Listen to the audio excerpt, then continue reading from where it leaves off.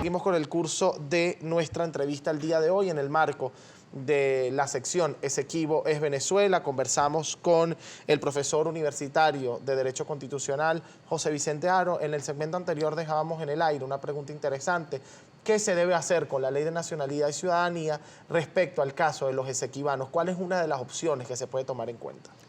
Yo creo que desde el punto de vista práctico, ya en este momento, habida cuenta de la situación que se está viviendo, la Asamblea Nacional lo que tiene que proponerse es una reforma de la Ley de Nacionalidad y Ciudadanía, una reforma para adaptarla al texto constitucional, para precisamente cumplir con los artículos que tú hace rato leías, artículos 10, artículos 32, y en unas disposiciones transitorias, yo creo que se tiene que hacer en unas disposiciones transitorias, poder establecer una reglamentación, una regulación que permita aclarar que a la nacionalidad venezolana por nacimiento tienen pleno derecho constitucional de acceder todas las personas que hayan nacido en territorio Esequibo, independientemente de la disputa territorial que por vías diplomáticas está procurando resolver la nación venezolana.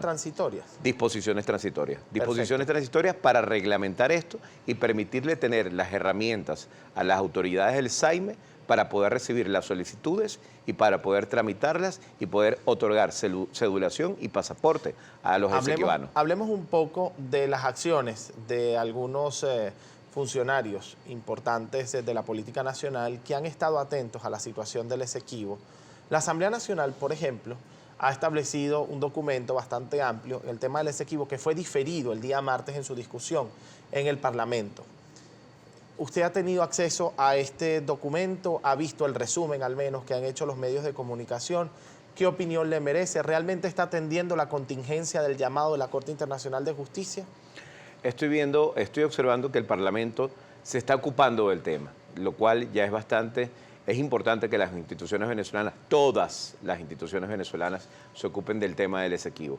He visto reseñas de este informe, resumen ejecutivo de este informe, y he observado que, entre otros temas, se está planteando, y que creo que se le está dando prioridad a este asunto de la Corte Internacional de Justicia, que es un asunto que preocupa, pero veo y me preocupa que dentro de esa reseña, dentro de ese informe parlamentario, no hay un suficiente tratamiento desde el punto de vista constitucional, desde el punto de vista de lo que es el derecho a la nacionalidad, desde el punto de vista de lo que son los derechos humanos, a el tema del reconocimiento de la nacionalidad de los esequibanos como acto de soberanía.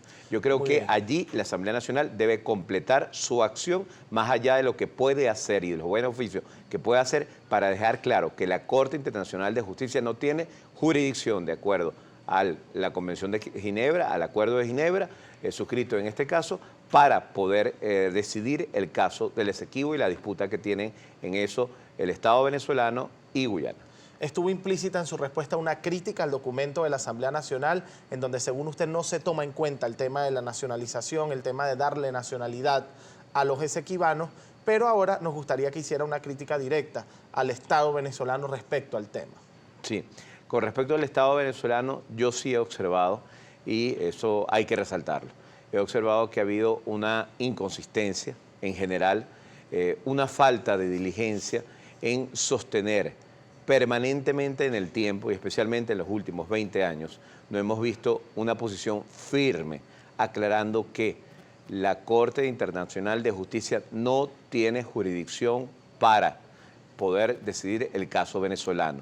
El secretario general de la ONU, en su momento, cuando envió este asunto a la Corte Internacional de Justicia, se alejó de lo que es el Acuerdo de Ginebra, suscrito en este caso. Y además es necesario que las autoridades del Estado venezolano puedan hacer y ejercer actos de soberanía, porque definitivamente para poder ejercer un reclamo legítimo sobre el Esequibo y mantenerlo en el tiempo, como siempre se ha hecho, no solamente se tiene que decir y se tiene que exponer que la Corte no tiene jurisdicción, sino también se tiene que buscar vías diplomáticas, vías de negociación, como lo dice el Acuerdo de Ginebra, para tratar de restablecer las conversaciones con el objeto de resolver esta disputa territorial. Perfecto. Si nosotros no activamos esas vías diplomáticas, si nosotros solamente nos conformamos con dejar a un lado el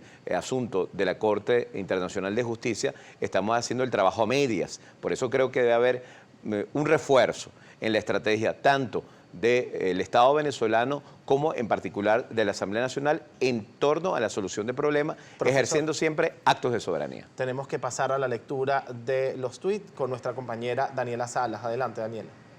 Jalín, vamos a revisar la participación en marco de respeto, recordando que son preguntas y opiniones propias de cada uno de los usuarios. Nancy Ascanio M dice lo siguiente: Venezuela perdió el Esequibo cuando hace aproximadamente 5 a 6 años Chávez autorizó al gobierno de Guyana para explotar al petróleo, oro y diamantes. Traición a la patria, fue público, lo dijo por TV y salió en el Nacional. ¿Qué opina usted sobre esta apreciación que hace la señora Nancy? Sí, precisamente a eso nos referimos cuando decimos que el Estado venezolano ha dejado de ejercer actos de soberanía.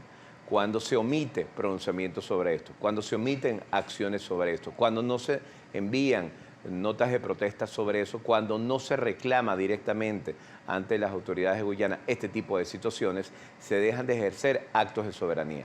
El reclamo se ha mantenido en el tiempo. Todos los gobiernos, en el caso venezolano, históricamente han mantenido el reclamo, pero no basta con eso. Hay que ejercer actos de soberanía, y actos de soberanía son aquellos actos que nos llevan no solamente a reconocer lo que se ha discutido hoy, la nacionalidad de los esequibanos, sino también a reclamar el legítimo derecho para que no se usen los recursos del Esequibo para otros intereses ajenos a la nación venezolana. Profesor, nosotros tenemos que cerrar por este momento nuestra sección, la entrevista. La usuario decía, el Esequibo ya se perdió. ¿Se perdió el Esequibo? En lo absoluto. Depende de nosotros mantener ese legítimo reclamo en el tiempo, y depende de todas las instituciones del Estado, al unísono, de todas las instituciones del Estado, garantizar que eso no suceda. Bueno, nuestro objetivo siempre, como el periodismo lo establece, educar, entretener e informar. Hoy nos estamos enfocando en el educar. El día 18 se puede vivir un momento importante para la disputa por el Esequibo. Se pide una contramemoria por parte de Venezuela. Estamos esperando una respuesta de la Cancillería venezolana a esta solicitud de la Organización de Naciones Unidas desde la Corte Internacional de Justicia. Conversábamos con el profesor José Vicente Aro, a quien le agradecemos su presencia en esta sección especial llamada Esequibo es Venezuela.